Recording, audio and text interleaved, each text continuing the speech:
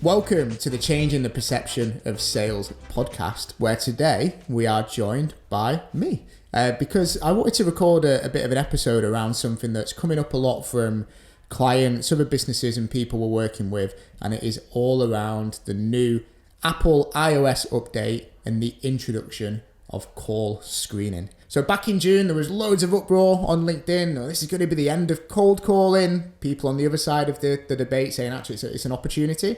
So what we wanted to do on this very short episode is just explain what the call screening feature is, because it is coming up already, given that the update's been out for a few days. We're going to talk about the opportunities, maybe some of the drawbacks, but then I'd like to share 5 different tactics and techniques that we're going to try at Prime. Who knows, some might work, some might not, but just to hopefully give you some inspiration on how you can deal with this new change as well. So what is the iPhone screening update? As we've mentioned, it's designed to reduce the amount of unsolicited calls that someone will have. So the way that it will work is if the user or the recipient of the call has call screening turned on, what will happen when the salesperson makes the call is they will get a prompt from an AI/robot voice that will say, please state your name and the reason for your call. The salesperson or the person making the call will then have to share some information. That information will then be automatically and immediately transcribed and will then display on the recipient's phone. So they will in real time see the written text of what the salesperson has said. What they will then have is essentially three options of what they choose and decide to do next. One is they can answer the call, which is ideally what we're looking for. Secondly, they can end the call or hang up or send it to voicemail. Third, they actually do have the option to reply via text. So when you call someone now and they end the call, you sometimes might get an immediate automatic response, sorry, I can't talk right now. We actually had it where one of our SDRs yesterday had this third option where they made a call, they stated name/reason for the call, they got a text back, call me in 2 hours. So they're the 3 different options that the recipient will have when they've got the screening feature turned on. Now, a couple of things to note about this. It will come up, but it will still be the exception. People that have this screening feature, 1, they have to have an iPhone. That is the majority of people, but they have to have an iPhone. 2, they have to have a relatively newer iPhone that has the capability to have the latest iOS update. 3, they've got to be bothered to actually do the update. And then they've actually got to intentionally turn this on, because it doesn't turn on and isn't switched on and enabled as standard. So although it will come up, it certainly won't be the norm. Might be in the coming months, but not right now. So what are maybe some of the, drawbacks of the call screening feature? 1, it does probably make it more difficult for us to connect to people. People that may have typically previously answered that phone call may now choose not to. So I think that definitely makes our job as salespeople more difficult and more challenging. 2, it's easier for them to say no and filter out the calls that they do and do not want to take. So if you're in a particularly saturated industry, that could make your job even more challenging than it is already. But I actually think there's a lot more opportunity in this than people probably see. This is designed to filter out bad, unknown and unsolicited calls. So actually there's an opportunity to be quite creative, to try and stand out. If you can navigate this better than anyone else in your industry, actually it could be a really good way to connect with someone early on. So even if they don't answer there and then, the next time they've seen your message or whatever you shared, they're probably more likely to answer. So I think that there is definitely opportunity in the call screening feature. Right, so let's go through 5 different methods and techniques that we're going to utilize internally to see how we can best navigate this screening feature. Now, again, a disclaimer before we go into these 5, people listening to this, you probably sell into different industries, different personas. Some of these are probably going to be more effective in some industries than others. And that is why we've given 5 different options so you can try and see what works best for you. So technique and tactic number 1 is just do what you already do with a slight difference. So we'll call this one the permission-based opener technique.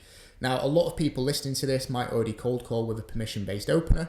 If you're not familiar with that, it's basically asking for permission to pitch or to continue. So it could be something along the lines of, this is a cold call. I know I've called you out of the blue. I take 30 seconds to explain why I'm calling. If it's not of interest, we can leave it there. Does that sound fair to you? Now, of course, utilizing that word for word probably isn't going to work as well in written format. And also you're not on a call yet, so they can't give you the 30 seconds. But there's no reason why we still couldn't continue something along the lines of, hi there, Neil. It's Kyle from Prime. Actually, it is a cold call. Would you like to answer the call and give me 30 seconds? If it's not of interest, you'll never hear from me again. Fair?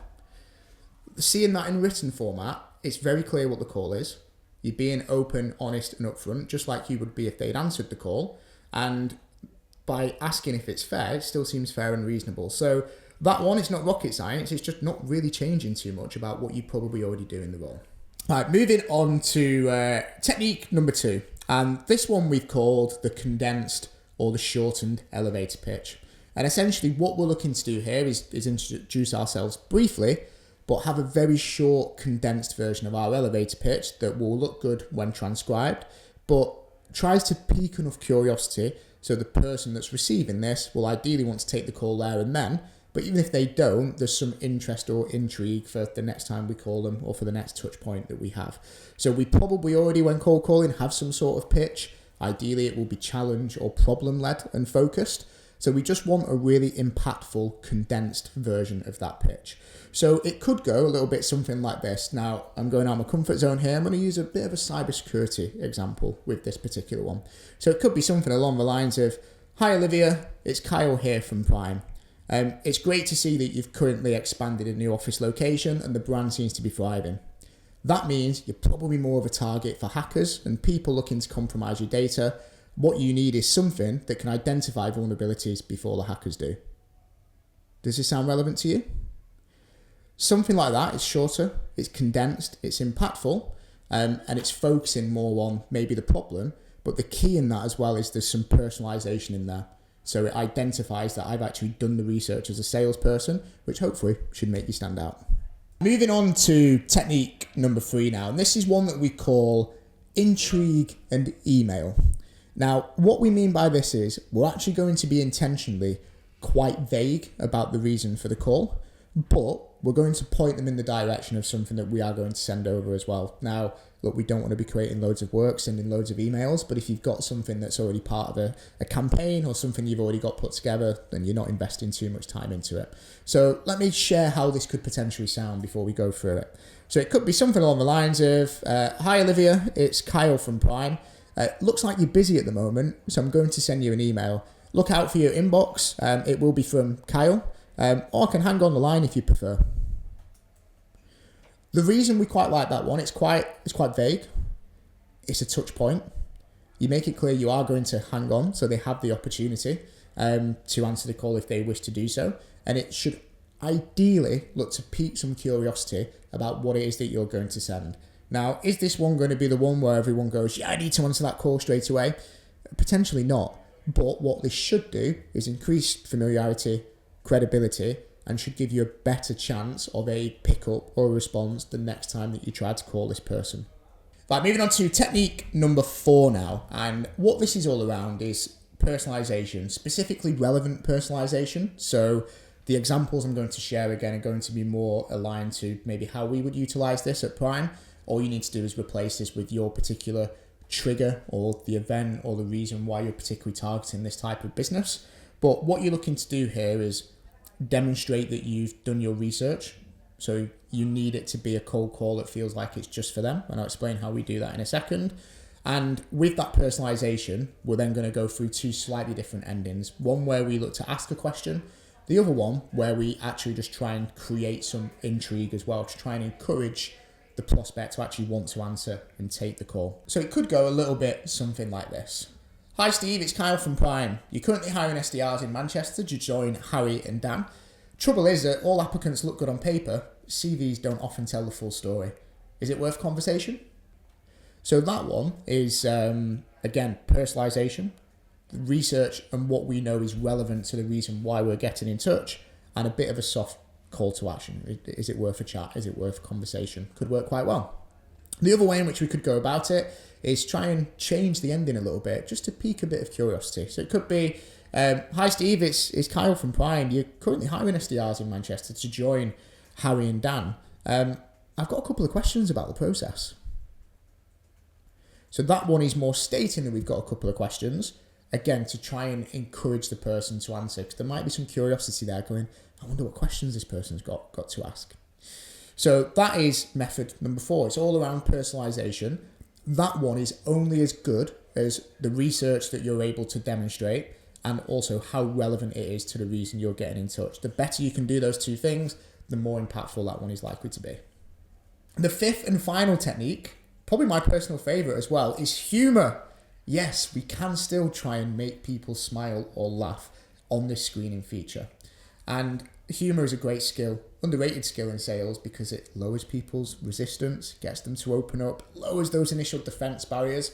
And I'm going to share a couple of examples of how you could do it, but this is how we would utilize it potentially, and we're going to try it in our business. I appreciate it's probably not going to work for everyone. Selling to salespeople can be quite unique.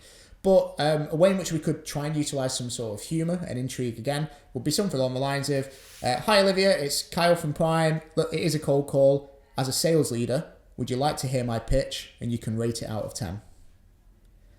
Not taking yourself too seriously, trying to see the fun side of it. And actually the other person then is engaged because they get to actually give their opinion and rating on the pitch itself. And I think if I was reading that, I'd probably go, yeah, you know what, I'd like to hear your pitch. So that is one way in which you could utilize it, but I appreciate selling to a different market, that might not potentially work.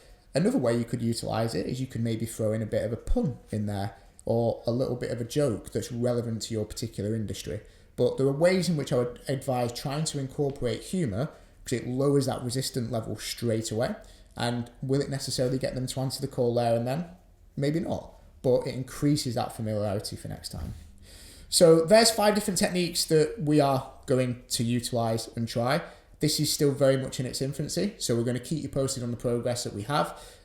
My overall kind of arching thoughts and opinions is this will probably impact us more than we maybe initially thought. However, there's always an opportunity when stuff like this happens and new things are introduced, and we just need to be able to adapt, as we always do as the sales landscape changes. And not only that, we're going to be holding a webinar next week where we'll be going through this topic and subject in more detail, to share with you exactly what progress we've made on utilizing some of these techniques and some of the challenges and solutions that we have found.